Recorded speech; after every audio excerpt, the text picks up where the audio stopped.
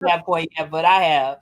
And wow, that's just like a whole another topic. It's I like know. how your life changes after children, and then how your life changes after trauma. I think, one of the decisions that many women have to make is, what do you do after a trauma, and how do you Mm-hmm. heal after a trauma, and how do you not let that trauma define you, and kind of bring you into a place where you're overshadowed constantly by that trauma. Because I've been raped, so I know how that it can well, it does change everything, but you can heal, and you can Mm-hmm. change your perspective. So I went through counseling because of that. um Mm-hmm. and it is definitely a decision process to heal and say, okay, I am going to get past this, and I'm going to do the work.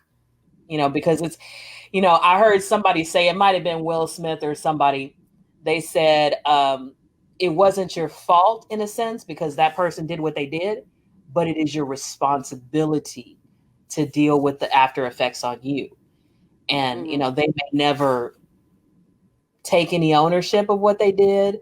They may never apologize, or there may never be any closure from their end, but taking that responsibility to heal, that's something I am very serious about, people healing, and that's my whole brand in a sense, is trying to bring people, to get zen, to bring people peace, to bring people healing. That's my whole brand. So I've been through sexual abuse, as a child and as an adult, and then, Mm-hmm. physical abuse, and then just, okay, here's my part in it. Here's the decisions I'm going to make because of that, and here's the decision to heal, and this is what I'm going to do because of that. So it's a process. It's definitely a process. It is definitely a process, and um, in the beginning, you don't know which way to go with that, and you have a secret. You can't keep stuff like that bottled in; it will eat you up. So when you tell somebody as a way of just getting it out, everybody wants to help you, and sometimes like they don't know what to say, and they kind of put you in a place of victim.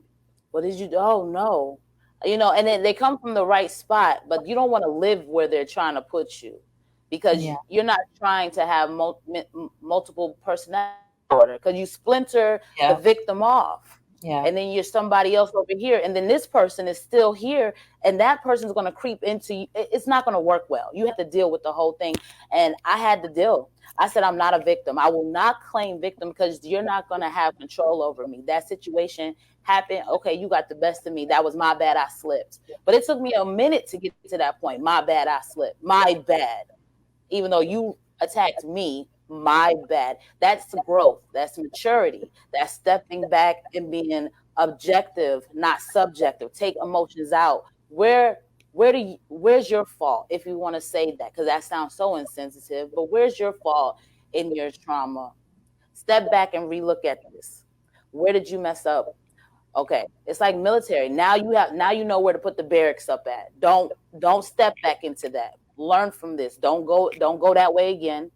And don't hate that face again. Don't hate that door, because everybody is not the same, and that's not who that person is as a whole. Don't hate them. Just don't interact with them. That's fine. You don't have to.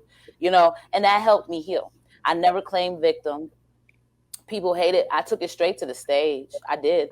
And I got the Corey Holcomb response, because I don't know if you Mm. know Corey Holcomb, comedian Corey Holcomb.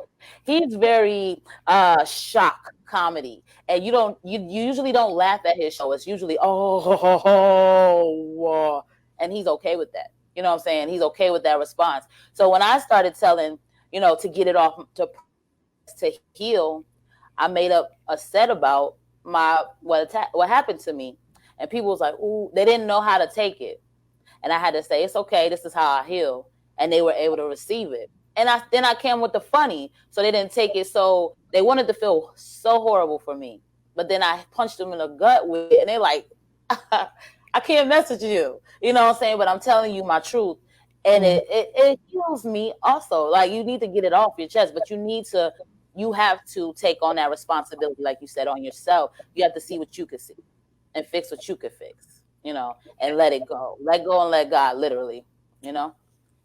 Yeah, yeah, and see yourself beyond it. And I took mine to the stage too. I have poems about all the experiences I've had generally, but yeah, I have poems about that, and just about the whole process of moving through that and getting to the other side of that, and realizing the strength that I have inside and the people that I have around me that are also a support system. So I think it's very powerful. We have so much power within us to just move forward and overcome. And I do believe, like I said, it starts with a decision. It starts with a decision to do that, to move forward and to heal. And so, I'm glad, I always feel like when artists take their pain to the stage, it's not just for them, it's for the audience too. To Because you give permission to people in the audience